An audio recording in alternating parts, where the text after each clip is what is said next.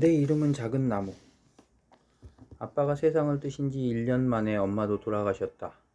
나는 할아버지 할머니와 함께 살게 되었다. 이때 내 나이 5살이었다. 나중에 할머니에게 듣기로는 엄마 장례식이 끝나고 나서 고아가 된 나를 놓고 친척들 사이에 꽤 시끌벅적한 말다툼이 있었다고 한다. 우리 가족은 그때 우리 가족이 그때까지 살던 통나무 집은 언덕 중턱에 있었다. 친척들은 작은 개울이 흐르는 그 뒷뜰에서 머리를 맞대고 서서 내가 어디로 가는 것이 좋을지 열심히 입방아를 찍고 있었던 것이다. 얼마 안 되는 재산이긴 하지만 그 와중에도 페인트 칠이 된 침대와 탁자, 의자 따위를 나누어 가지면서 말이다. 할아버지는 친척들 틈에서 벗어나 뜰 구석에 묵묵히 서 계셨다. 할머니도 할아버지 뒤에 가만히 서 계셨다라고 한다. 할아버지는 체로키족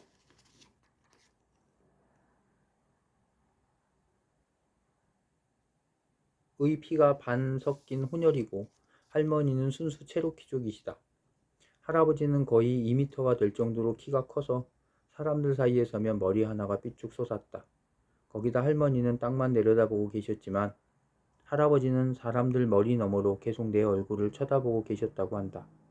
큼지막한 모자를 쓰시고 교회 갈 때나 장례식 때만 입는 검은 양복을 입으신 채 말이다.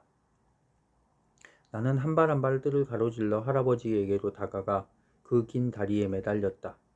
친척들이 떼어놓으려고 해도 부둥켜 안은 손의 힘을 풀지 않았다. 할머니 말씀으로는 울지도 않고 고함도 지르지 않고 오직 할아버지 다리만 꼭 부둥켜 안고 있었다고 한다. 친척들은 떼내려고 하고 나는 떨어지지 않으려고 하면서 한참 동안 실랑이를 벌이고 있노라니 할아버지가 가만히 몸을 굽혀 내 머리에 손을 얹으시고는 그냥 내버려 둬 라고 하셨다.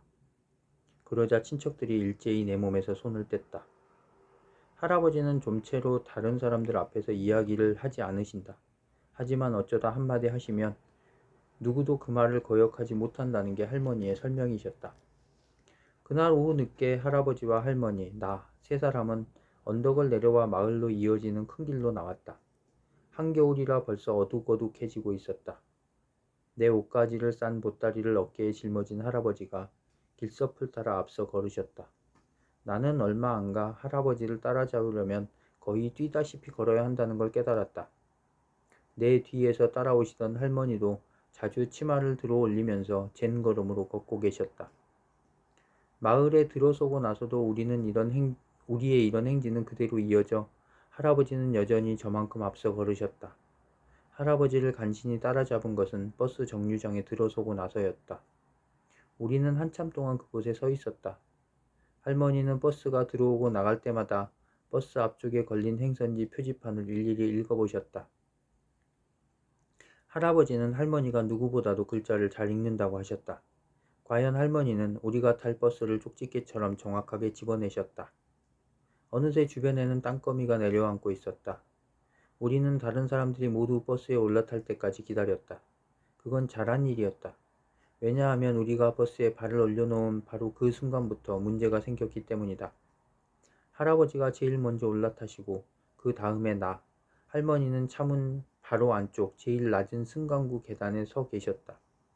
할아버지가 앞 주머니에서 물림새가 달린 지갑을 꺼내 버스 요금을 내려 했다. 차표는 어디 있는 거요? 운전사가 어찌나 크게 고함을 질렀던지 차에 타고 있던 사람들 모두가 한꺼번에 우리 쪽으로 얼굴을 돌렸다. 그래도 할아버지는 눈 한번 깜짝이지 않고 지금 차비를 내려는 참이라고 말씀하셨다. 할머니가 내 어깨 너머로 어디로 가는지 말해요 라고 속삭이셨다. 할아버지는 할머니가 시키는 대로 운전사에게 말했다. 운전사가 얼마를 내라고 하자 할아버지는 동전 하나하나를 찬찬히 살펴보면서 돈을 세어 나갔다. 차 안의 불빛이 워낙 흐렸기 때문이었다. 그러자 운전사가 손님들에게 얼굴을 돌리더니 오른손을 들어보이고는 하여간 못 말려 라며 웃음을 터뜨렸다. 승객들도 모두 따라 웃었다. 사람들이 웃는 것을 보니 안심이 되었다.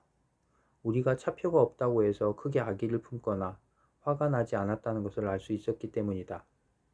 그리고 나서 우리는 버스 뒤쪽으로 걸어갔다. 그때 웬 아주머니가 눈에 띄었다. 그 아주머니는 많이 아픈 것 같았다.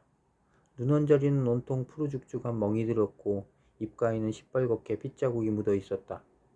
우리가 곁으로 지나치려 하자 아주머니는 손으로 입술을 가렸다가 금방 도로 떼면서 큰 소리로 비명을 질렀다. 아이 아이 아푸.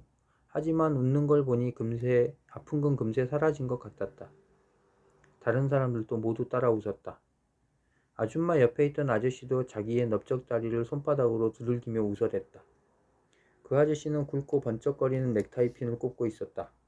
그래서 나는 이 부부가 부자이고 필요하면 언제라도 의사의 치료를 받을 수 있는 사람들인 걸 알았다. 나는 할머니와 할아버지 사이에 앉았다. 할머니가 손을 뻗어 할아버지의 손등을 가볍게 두드렸다. 그러자 할아버지도 내 무릎 위로 손을 뻗어 할머니의 손을 가만히 잡았다. 편안하고 따뜻한 기분이 내 몸을 부드럽게 훑고 지나갔다. 그래서인지 나는 금방 잠이 들었다. 버스에서 자갈길로 내려섰을 때는 밤이 한창 이슥해서였다. 할아버지가 다시 걷기 시작했고 우리는 그 뒤를 따랐다. 유리가 쨍하고 깨질 것처럼 공기가 차가웠다. 둥그런 수박을 반으로 쪼개놓은 듯한 달이 얼굴을 내밀고 저 멀리 구부러져 돌아간 곳까지 우리의 앞길을 은빛으로 비춰주었다. 자갈길을 벗어나 가운데로 풀이 자라고 양옆으로 마차의 바퀴자국이 선명한 흙길로 들어서자 산이 바로 내 앞에 와 있는 것이 느껴졌다. 사실 이때 우리는 시커먼 산 그림자 속에 들어가 있었다. 반달은 높은 산등성이 바로 위에 높다랗게 걸려 있어서 올려다보려면 머리를 완전히 뒤로 젖혀야 했다. 나는 시커멓게 덮쳐 누르는 듯한 산의 무게에 몸을 떨었다. 할머니가 내 뒤에서 소리쳤다. 웨일즈, 얘가 지친 것 같아요. 할아버지가 걸음을 멈추고 뒤돌아보았다. 나를 내려다보는 할아버지의 얼굴은 널따란 모자 그늘에 가려 있었다. 뭔가를 잃어버렸을 때는 녹초가 될 정도로 지치는 게 좋아. 할아버지는 이렇게 한마디 하시고는 다시 몸을 돌려 걷기 시작하셨다. 하지만 이번에는 따라잡기가 훨씬 쉬웠다. 할아버지가 걷는 속도를 늦춘 것이다. 그래서 나는 할아버지도 지쳤나 보다 생각했다. 그렇게 한참을 더 걸어가자 바퀴자국이 난 널찍한 길도 끝나고 한 사람이 겨우 지나갈 만한 좁은 산길로 들어섰다. 언뜻 생각으로는 우리가 산을 짓밟으면서 앞으로 나간 것 같은데 실제로 걸어보니 산이 손을 벌려 온몸으로 감싸주는 듯한 기분이 들었다. 발자국 소리가 조금씩 울리기 시작했다. 주위에 뭔가 꿈틀거리는 것들이 있었다. 만물이 다시 살아나기라도 하는 것처럼 작은 휘파람 소리와 숨소리들이 나무들 사이에서 새어나오기 시작했다. 이제 춥지는 않았다. 길 옆에서 달랑거리는 소리와 깐닥거리는 소리, 술렁이는 소리들이 뒤섞여 흘러갔다. 바위 위를 굴러내려오면서 멈추는 것보다 여우를 만들고 다시 굴러내려가는 시냇물 소리였다. 이제 우리는 깊은 계곡 속으로 들어서고 있었다. 어느새 반달은 맞은편 산등성이 뒤에 숨은 채 뿌연 은빛만을 하늘 가득 토해내고 있었다. 덕분에 계곡에는 회색빛 아치 같은 것이 드리워져 우리의 모습을 희미하게 밝혀주었다. 할머니가 뒤에서 콧노래를 부르기 시작했다. 인디언 노래였다. 굳이 가사를 붙여 부르지 않아도 어떤 노래인지 대충 짐작이 갔다. 듣고 있노라니 마음이 편해졌다. 그때 갑자기 개 짖는 소리가 들렸다. 나는 화들짝 놀랐다. 길고도 구슬픈 듯한 울음소리가 오열하는 듯한 긴 여운을 남기고 울려 퍼지면서 산속으로 도로 사라져갔다. 할아버지가 쿡 하고 웃으셨다. 저건 모드라는 놈이야. 코로 냄새를 맡지 못하니까 귀로 어떻게 해보려는 거지. 잠시 후 우리는 여러 마리 개에게 들려싸였다. 개들은 할아버지 주위에서 낑낑거리기도 하고 처음 보는 내 냄새를 맡으려고 킁킁거리기도 했다. 모드가 짖는 소리가 또 들렸다. 이번에는 아주 가까웠다. 할아버지가 그만해 모드! 하고 소리 지르자 그 소리 임자가 누군지 알아챈 모드는 손살같이 달려와 우리에게 뛰어들었다. 그리 넓지 않은 개울 위에 걸쳐진 통나무 다리를 건너고 나니 조그만 오두막집이 있었다. 그 집은 산을 등지고 서 있었는데 앞쪽으로는 기다란 베란다가 시원스럽게 뻗어 있었고 뒤쪽에는 커다란 나무들이 서 있었다. 오두막집 가운데로는 약간 폭이 있는 마루가 있었고 그 양 옆으로 방들이 있었다. 마루 양 끝은 그대로 바깥으로 통하게 되어 있었다. 그것을 마루라고 부르는 사람들도 있었지만 산 사람들은 개통로라고 불렀다.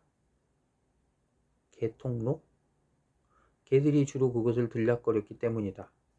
이 마루를 사이에 두고 한쪽에는 부엌 겸 식당 겸 거실로 쓰는 커다란 방이 있었고 다른 쪽에는 침실 2개가 있었다. 하나는 할아버지와 할머니가 쓰실 침실이었다. 남은 하나를 내 방으로 쓰기로 했다. 히코리나무로 만든 테두리에다 사슴 가죽을 잘 묶어서 만든 침대는 부드럽게 쿨렁거렸다. 침대에 누우니 열린 창문으로 개울가에 서 있는 나무들이 희미한 빛 속에서 귀신처럼 시커멓게 보였다. 울컥 엄마 생각이 나고 낯선 곳에 와 있다는 두려움이 몰려왔다. 그때 누군가 내 머리카락을 쓰다듬었다. 침대 옆 마룻바닥에 앉아 계시던 할머니였다. 할머니는 널따란 치맛자락을 마루에 펼치고 흰머리가 많이 섞인 따은 머리를 어깨에서 무릎으로 늘어뜨리고 앉아 계셨다. 할머니도 나처럼 창밖을 바라보고 계셨다. 이윽고 할머니가 낮고 부드러운 소리로 노래하기 시작했다. 숲도 가지를 스치는 바람도 이제 모두 그가 온 걸 알지. 아버지 산이 노래를 불러 우리를 맞아준다네. 아무도 작은 나무를 무서워하지 않아. 작은 나무가 착한 걸 아니까. 모두가 소리 높여 노래하지. 작은 나무는 외톨이가 아니야. 장난꾸러기 라이나도 졸졸졸졸 물소리를 울리며 즐겁게 춤추며 산을 내려간다네. 내 노래를 들어봐요. 우리 형제가 찾아왔어요. 작은 나무는 우리 형제. 작은 나무가 여기 있어요. 어린 사슴 우스디도 메추라기 미네리도 까마귀 가그까지 노래를 부르네. 작은 나무는 상냥하고 강하고 용감하다네. 작은 나무는 절대 외톨이가 아니야. 할머니는 노래를 부르면서 몸을 천천히 앞뒤로 흔들었다. 그러자 나도 바람이 제잘거리고 시냇물 라이나가 내 이야기를 노래 부르며 형제들에게 전하는 소리를 들을 수 있었다. 나는 노래 속 작은 나무가 바로 나라는 걸 알고 있었다. 산 형제들이 날 좋아하고 나하고 같이 있고 싶어하는 걸 보니 기뻤다. 그래서 나는 울지도 않고 편안하게 잠들었다. 자연의 이치. 난로에서 옹이 많은 소나무 땔감이 타닥타닥 기름 튀기는 소리를 내며 타는 동안 가냘픈 몸집의 할머니가 저녁마다 흔들의자에 앉아 콧노래를 부르며 목화신 한 켤레를 만드는 데는 꼬박 일주일이 걸렸다. 할머니는 먼저 갈고리 칼로 사슴 가죽을 찢어 끈을 만든 다음 빙 돌아가며 테두리를 꿰맸다. 이렇게 해서 구두가 완성되자 이번에는 그것을 물에 담갔다. 이 젖은 구두를 신고 방 안을 왔다 갔다 하면서 구두를 말리는 일은 내 몫이었다. 이렇게 말리면 신발이 발에 딱 맞아 공기처럼 가볍게 느껴진다. 그날 아침 자리에서 일어나 멜빵 바지를 입고 잠바단추를 잠그고 난 나는 드디어 목화신 속에 가만히 발을 집어넣었다. 주위는 아직 어둡고 추웠다. 나뭇가지를 뒤흔드는 아침 바람조차 불지 않는 이른 시각이었다. 할아버지는 새벽에 일찍 일어나면 산꼭대기까지 데리고 가겠다고 하셨다. 그러나 깨워주겠다고는 하시지 않았다. 남자란 아침이 되면 모름지기 제 힘으로 일어나야 하는 거야. 할아버지는 조금도 웃지 않는 얼굴로 나를 내려다보시며 이렇게 말씀하셨다. 그렇지만 할아버지는 자리에서 일어나신 후 여러 가지 시끄러운 소리를 내셨다. 내 방 벽에 쿵 하고 부딪히기도 하고 유난스레 큰 소리로 할머니에게 말을 걸기도 하셨다. 사실 나는 그 소리 때문에 눈을 뜬 것이다. 덕분에 한 발 먼저 밖에 나간 나는 개들과 함께 어둠 속에 서서 할아버지를 기다릴 수 있었다. 아니, 벌써 나와 있었구나. 할아버지는 정말 놀랍다는 얼굴로 말했고, 예, 할아버지. 내 목소리에는 뿌듯한 자랑이 묻어 있었다. 할아버지는 우리 둘레를 공중공중 뛰어다니는 개들에게 손가락을 내밀고 너희는 그냥 있어라 라고 지시했다. 개들은 꼬리를 사리면서도 졸라대듯이 코를 킁킁거렸다. 모두는 컹컹 짖기까지 했다. 그렇지만 어느 개도 우리를 따라오지는 않았다. 모두들 그 자리에 그대로 서서 빈터를 빠져나가는 우리를 실망한 눈빛으로 바라보고만 있었다. 나도 시냇가 둑길을 따라 만들어진 야트막한 오르막길을 올라가 본 적은 있었다. 꼬불꼬불 구부러진 그 길을 따라 더듬어 가다 보면 꽤 널찍한 풀밭이 눈앞에 펼쳐진다. 할아버지는 그곳에 마구간을 지어 노새와 소를 기르고 있었다. 그러나 오늘 아침에는 그쪽 길로 가지 않고 곧장 오른쪽으로 꺾어지더니 산 허리를 돌아 올라가기 시작하셨다. 이 길은 계곡을 따라 이어지는 길이 그렇듯이 꽤 가파른 경사를 이루면서 위로 이어져 있었다. 나는 급한 경사를 온몸으로 느끼면서 종종 걸음으로 할아버지 뒤를 따라 걸었다. 그런데 그전과는 뭔가 다른 게 느껴졌다. 할머니가 말씀하신 대로 어머니인 돼지 모노라가 내 목화신을 통해 나에게 다가온 것이다. 여기서는 볼록 튀어나오거나 밀쳐 올라오고 저기서는 기우뚱하거나 움푹 들어간 그녀의 존재가 내 몸으로 전해져 왔다. 그리고 혈관처럼 그녀의 몸 전체에 있는 뿌리들과 그녀의 몸 깊숙이 흐르는 수맥의 생명력들도 어찌나 친절하고 부드러운지 그녀의 가슴 위에서 내 몸이 콩콩 통통 뛰는 것 같았다. 모두가 할머니가 말씀하신 그대로였다. 차가운 공기 탓에 내 입김은 뿜어져 나올 때마다 작은 구름을 이루었다. 저 멀리 아래쪽에 개울이 놓여 있는 게 보였다. 벌거벗은 나뭇가지 아래로 이빨처럼 자란 고드름들에서는 물방울이 똑똑 떨어졌다. 더 높이 올라가니 길바닥에도 얼음이 깔려 있었다. 이제 어둠은 사라지고 새벽 회색빛이 사방을 뒤덮었다. 할아버지가 멈춰서서 길섭 쪽을 가리켰다. 여기가 야생 칠면조가 다니는 길이야. 한번 보련? 나는 쪼그리고 앉아서 그 작은 발자국들을 보았다. 그것은 한가운데 동그란 자국을 중심으로 사방으로 퍼져나간 줄무늬 모양이었다. 이제 덫을 놓아볼까? 길을 따라가던 할아버지가 얼마 안 가 그리 깊지 않은 구덩이를 찾아냈다. 우리는 먼저 구덩이 위에 수북히 쌓인 나뭇잎부터 치웠다. 그러자 할아버지는 긴 칼을 끄집어내어 눅눅한 땅을 파들어가기 시작했다. 파낸 흙은 낙엽들 사이에 뿌렸다. 가장자리를 볼 수 없을 정도로 구덩이가 깊어지자 할아버지는 나를 구덩이에서 끌어올렸다. 우리는 나뭇가지를 끌고 와서 그 구덩이에 걸쳐놓고 그 위에 나뭇잎 한 무더기를 뿌려놓았다. 그리고 나서 할아버지는 긴 칼로 야생 칠면조가 다니는 길에서 구덩이로 비스듬히 이어지는 작은 도랑을 파더니 주머니에서 붉은 인디언 옥수수 알갱이들을 꺼내 도랑을 따라 쭉 뿌려나갔다. 구덩이 속에도 옥수수 한 움큼을 던져 넣었다. 자, 이제 가자. 할아버지는 다시 숲길을 오르기 시작했다. 서리가 내린 것처럼 땅에서 솟아오른 얇은 얼음들이 발밑에서 부서졌다. 맞은편 산이 훨씬 가까워졌다. 그럴수록 골짜기는 가늘고 길게 갈라져서 저기 까마득히 발 아래로 멀어졌다. 그 갈라진 바닥에는 칼날 같은 시냇물이 담겨 있었다. 우리는 길에서 벗어나 낙엽 위에 주저앉았다.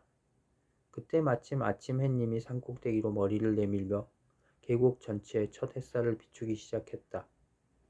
할아버지가 주머니에서 건빵과 사슴고기를 꺼냈다. 우리는 산을 바라보며 아침 식사를 했다.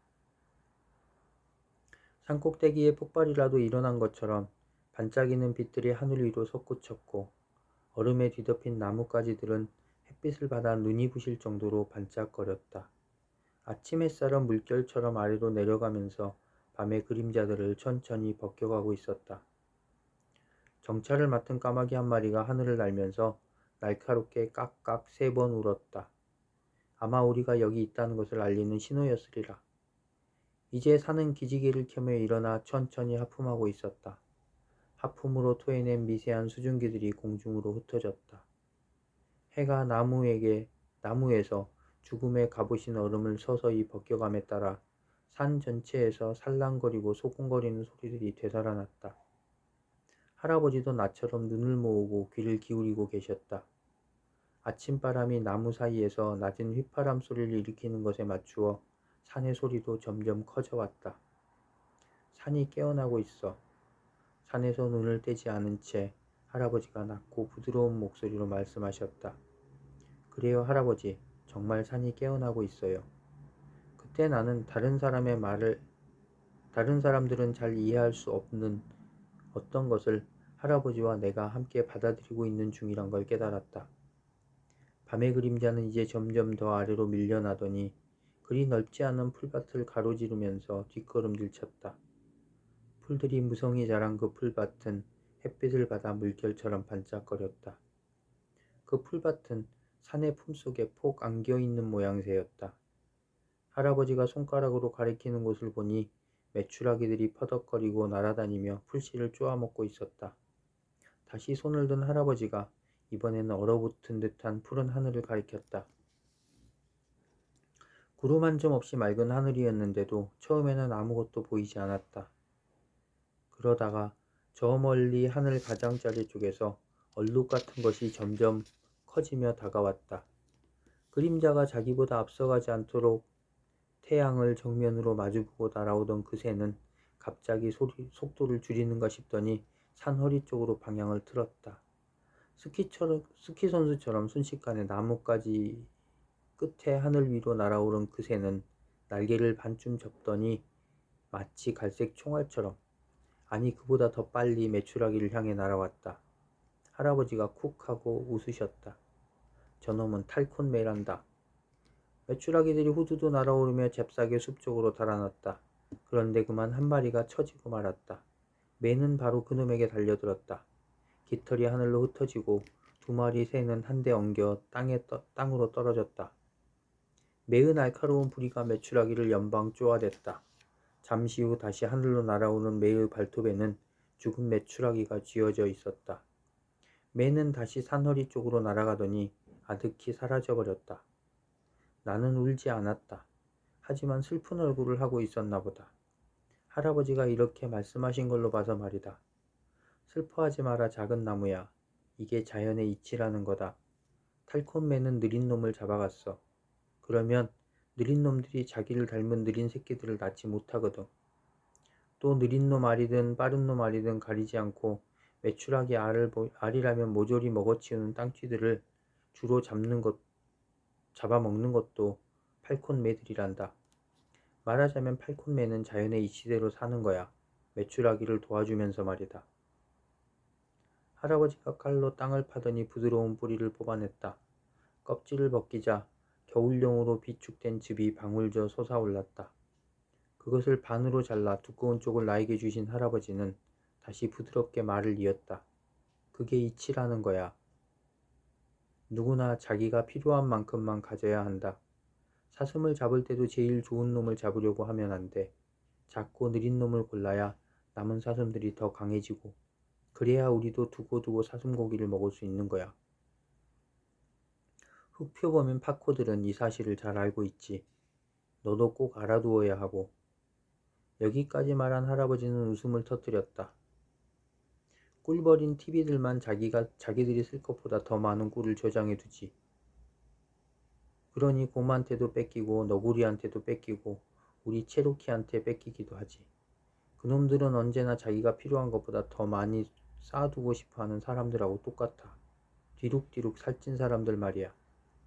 그런 사람들은 그러고도 남의 걸 빼앗아 오고 싶어하지. 그러니 전쟁이 일어나고 그러고 나면 또 길고 긴 협상이 시작되지. 조금이라도 자기 몫을 더 늘리려고 말이다. 그들은 자기가 먼저 깃발을 꽂았기 때문에 그럴 권리가 있다고 하지. 그러니 사람들은 그놈의 말과 깃발 때문에 서서히 죽어가는 셈이야. 하지만 그들도 자연의 이치를 바꿀 수는 없어. 우리는 산길을 따라왔던 길을 도로 내려왔다. 야생 칠면조 함정에 도착했을 때쯤엔 벌써 해가 우리 머리 위에 높이 떠 있었다. 아직 함정은 보이지도 않는데 칠면조 소리부터 들렸다. 칠면조들이 구덩이에 빠진 것이다. 쟤놈들도 어지간히 놀랐던지 연방 꽥꽥거리며 소리를 질러대고 있었다. 할아버지, 입구가 꽉 막힌 것도 아니잖아요. 그냥 머리를 숙이기만 하면 나올 텐데 왜 안 그러죠?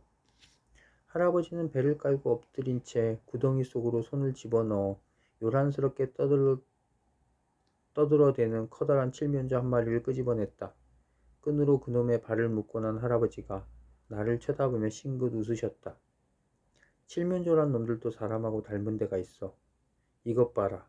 뭐든지 다 알고 있는 듯 하면서 자기 주위에 뭐가 있는지 내려다 보려고는 하지 않아. 항상 머리를 너무 꼿꼿하게 쳐들고 있는 바람에 아무것도 못 배우는 거지. 그 버스 운전사처럼요. 나는 할아버지를 몰아세우던 그 버스 운전사를 잊을 수가 없었다. 버스 운전사? 의아한 얼굴로 되묻던 할아버지는 그제야 생각이 났는지 웃음을 터뜨렸다. 구덩이 속에 머리를 넣어서 또 다른 칠면조를 꺼내는 동안에도 할아버지는 웃음을 멈추지 않으셨다. 그래, 그 버스 운전사처럼. 그 사람도 지금 이 칠면조처럼 꽥꽥거려 댔으니까. 그럴지도 모르지. 하지만 작은 나무야. 그건 어디까지나 그 사람이 짊어져야 할 짐이란다. 우리한테는 아무 문제도 없으니까 신경 쓸 필요 없단다. 할아버지는 다리를 묶은 칠면조들을 땅바닥에 늘어놓았다. 모두 6마리였다.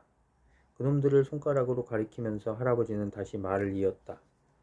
나이는 대충 다 비슷한 것 같다. 부리 두께를 보면 나이를 알 수 있거든.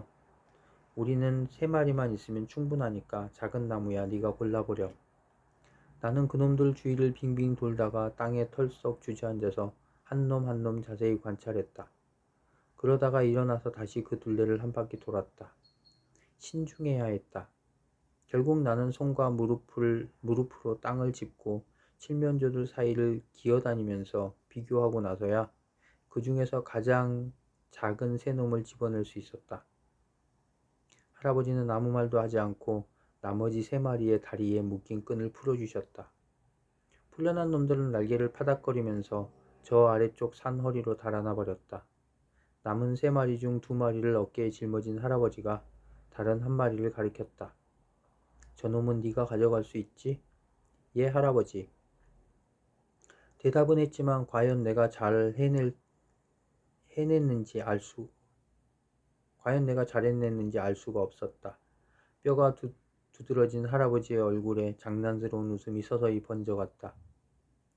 내 이름이 작은 나무가 아니었더라면 작은 매라고 했을 거야.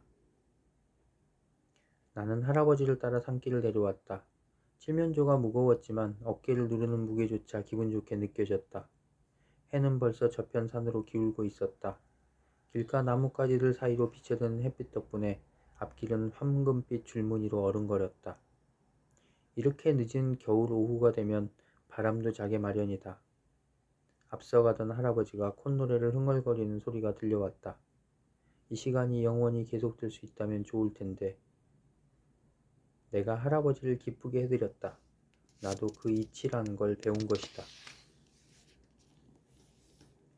지는 겨울해를 받으며 산길을 걷다 보면 길 위에 난 발자국을 따라 걷다 보면 오두막집으로 이어지지. 야생 칠면조 다니는 길로 이게 바로 체로키의 천국이라네. 산꼭대기로 눈들어 아침의 탄생을 지켜보렴. 나뭇가지 사이로 지나가는 바람의 노래를 들어보렴. 대지인 모노라에서 생명이 솟는 걸 느껴보렴. 그러면 체로키의 이치를 알게 될 거야. 새벽이 올 때마다 삶 속에 죽음이 있고 죽음 속에 생명이 있음을 알게 되리니 모노라의 지혜를 배우면 체로키의 영혼을 느낄 수 있을 거야.